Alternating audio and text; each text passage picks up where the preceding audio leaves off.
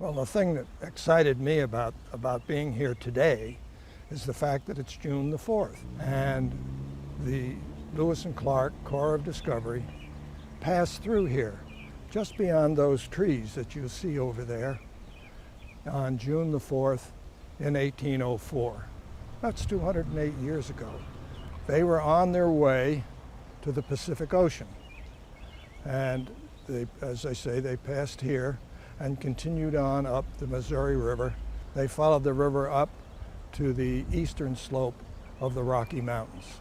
It was pre-Louisiana Purchase. Thomas Jefferson had wanted to send an expedition of 12 men out into what was then, they thought, Spanish territory. And Congress said yes, all right, they would fund him to the extent of $2,500. Lewis had been Jefferson's secretary. Jefferson had known him for years. They were relatively close neighbors in Virginia. So he knew Lewis, he knew his capabilities, and he knew he was the man who could pull this off, getting to the Pacific Ocean.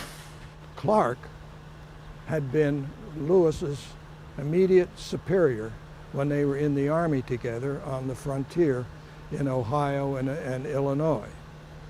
He and Clark formed a great friendship in the service.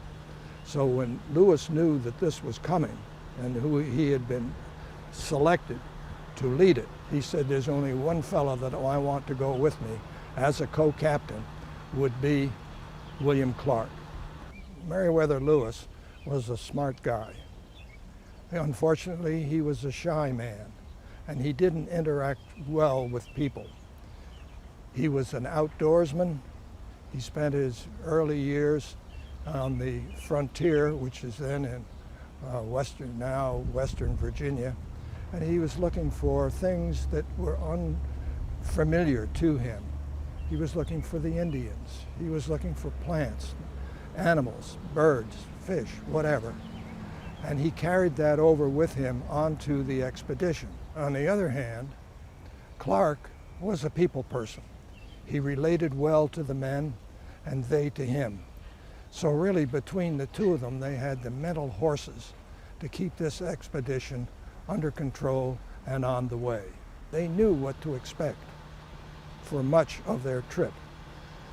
Once they got as far as St. Louis, once they got past St. Louis and St. Charles, things changed because there were no places that they could look forward to for a warm meal around the fireplace and a bed to sleep in. We were out, they were out in unexplored territory as far as the Western Europeans were concerned. In the afternoon of June 4, the keelboat, which was the larger of the three craft that they were using on the expedition, sailed too close to the bank, and the mast hit a limb of a sycamore tree and broke. So that meant they couldn't sail any longer. They now had to row and pole the boat up to where they spent the night, which was about 8 or 9 miles north of where we are right now. And they named it Mast Creek, and now called Grace Creek. We focus on the personalities, the achievements or accomplishments, and some little-known facts about the expedition, primarily for those 5 people in the monument. Let's talk about York. He's on the extreme left of the monument. He's seated. He's a black man, and the Indians had never seen a black man. And in one location, they spat on the back of York's hand and tried to rub it off, because black was the color that the Indians daubed on their body to indicate proficiency in hunting, warfare, or tribal affairs. So when they couldn't rub the black off him, and then found out he was black all over, they said, this is a very important man to this group of men. And they called him Big Medicine. On the extreme right is George Drouillard. He was a half-breed. His father was a French-Canadian. His mother was a Shoshone. He lived in the area of Cape Girardeau, which is maybe 7,500 miles south of St. Louis. He lived there. He was hired to be an interpreter. He spoke 4 or 5 Indian languages, including sign language, which was critical when they got out beyond North Dakota, because he knew none of those languages. The dog is a Newfoundland. That's where he originally came from, but Lewis bought him in Pittsburgh. He paid $20 for him, which in 1804 was a lot of money. Lewis had a very difficult time in St. Louis after the expedition. He was, as I said, he was a shy man. He liked to be out exploring on his own. Paperwork and governmental affairs were an anathema to that poor man. He couldn't handle it. There's also a book recently written about 3 years ago. And Tom Denisi thinks that he had malaria. Now there's 5 types of malaria, which I never knew, but he was subject to 2 of them, one in the brain and one in his abdomen.